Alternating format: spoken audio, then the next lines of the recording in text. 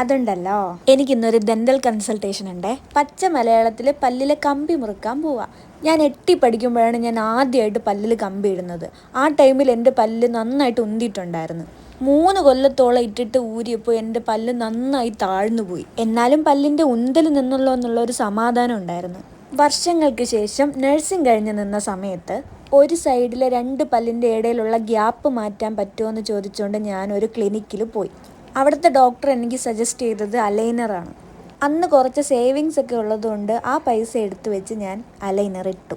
എൻ്റെ കല്യാണത്തിൻ്റെ അന്ന് ഭംഗി ഒട്ടും കുറയ്ക്കണ്ടെന്ന് വിചാരിച്ച് ഞാനത് ഊരി വെച്ചു. തൃശ്ശൂർക്ക് പോയപ്പോൾ ആ തിരക്കിനിടയിൽ എടുത്തുകൊണ്ട് പോകാനും മറന്നുപോയി. തിരിച്ച് വിരുന്നിന് വന്നപ്പോൾ ആ സെറ്റ് അലൈനർ എനിക്ക് കണക്കാവുന്നില്ല.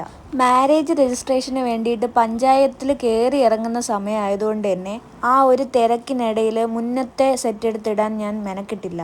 കിട്ടിയ മുഴുവൻ സെറ്റും എടുത്തുകൊണ്ടാണ് ഞാൻ തൃശ്ശൂർക്ക് തിരിച്ചു പോയത്. തിരിച്ച് വീട്ടിൽ വന്നിട്ടും അലൈനർ ഇടാനുള്ള മടി കാരണം ഞാൻ ഇട്ടില്ല.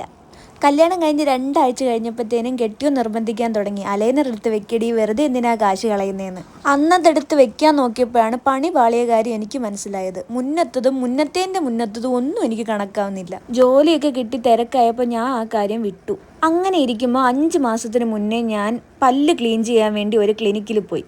അവിടുത്തെ ഡോക്ടർ എന്നോട് പറഞ്ഞ് എനിക്ക് ക്രോസ് ബൈറ്റ് ഉണ്ടെന്ന്. ഇവൻ അത് കറക്റ്റ് ചെയ്തില്ലെങ്കിൽ എൻ്റെ താടിയലിൻ്റെ കാര്യത്തിലൊരു തീരുമാനമാവുമെന്ന്.